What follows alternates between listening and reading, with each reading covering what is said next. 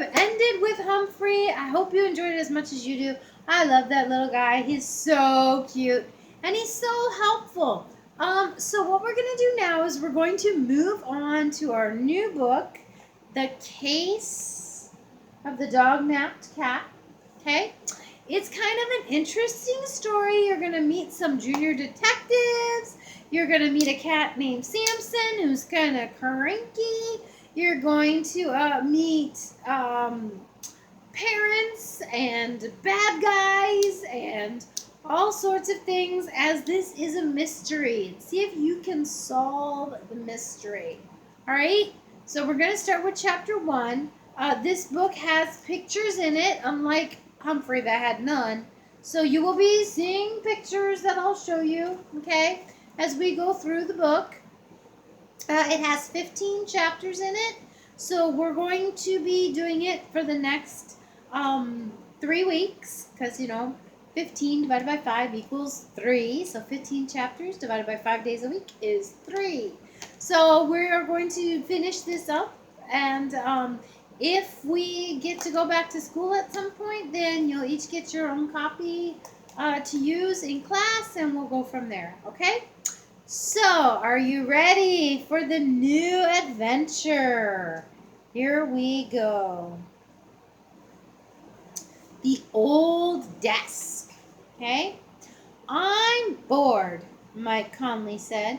He tossed his Atlanta Braves cap on the battered desk and ran his fingers through his dark hair. Slumping into the chair, he propped his feet up on the desk and sighed loudly.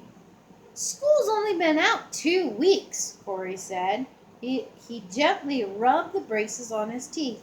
Mark sighed again. Besides, you can't be bored, Corey continued. You've had one adventure or another cooking in your brain since we were in first grade. Not this time, Mark replied. The last one did me in. I should have known a mail order opportunity would be a mail order hoax.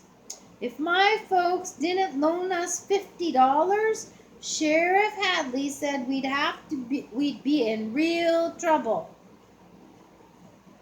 Well, they did, and we earned every penny, too. Corey picked up a worn broom, but the garage isn't going to clean itself. And if the loft is finished today, then the loan will be paid off. That is, if Maria Dolores ever gets here. Okay, so we already know 3 characters. Corey, Maria Dolores, and Mark. Mark, Corey, Maria Dolores. Are you ready? Where is she anyway? He took a few swipes at the floor with the broom. She was supposed to be here 30 minutes ago. She'll be here, Mark said. He knew the 9-year-old Maria Dolores Consuela O'Donnelly Roots could handle her end of adventure or work. That's a really long name she has. Maria Dolores Consuela O'Donnell Roots. Okay? If she's late, there's a reason. He turned toward the ladder. Oh, you're racing, a voice said. Come on! A mass of black curls appeared at the top of the ladder, and Maria Dolores shook her hair out of her face, rattling the large paper bag she clenched between her teeth. She opened her mouth and let the bag fall on the loft boards. I said, hold your braces, Corey, she said as she reached for the bag. She used both hands to pull herself up the remaining few feet and swung her legs up into the loft. Sitting cross-legged, she gathered up the bag. Ta-da! Maria Dolores opened the bag with a flourish. The sweet scent of yeast rolls filled the air. Sticky buns! Mmm! Mark sniffed with appreciation. Then he hesitated. Did you make these, Maria Dolores? She frowned at him, but he wasn't sorry. Both he and Corey had been on the receiving end of Maria Dolores's cooking experiments more often than Mark wanted to remember. She replied, from Aunt Liz. Oh, boy, Corey exclaimed. They were. Then he groaned, fingering his braces that kept him from eating sweets. Mark had no such problem. He quickly wiped the dust off the desk. You can put them here, Maria Dolores, he said. He ignored Corey's woeful look. You can let one melt in your mouth, Corey, Maria said. If you don't chew, maybe it won't stick to your braces. She took down the thermos that hung from her shoulder. And a drink will help. Corey didn't hesitate. He hurried to the desk, tried to hand the broom to Maria. She just looked at him, one eyebrow raised. Corey picked up a roll and sighed, tucking the broom under his arm. Mark chuckled. Maria had her own ideas about division of labor, he thought. When the bag was empty, Mark went back to staring at the ceiling, occasionally licking his fingers. What's with him? Maria Dolores asked Corey. He's bored. Corey shrugged and began to sweep a little too hard. In minutes, the dust had him leaning out the loft window, coughing. When he could breathe without gasping, he pulled his head back inside the garage loft and glanced around, looking suspicious. I'll bet Samson has been sleeping up here, he said, frowning.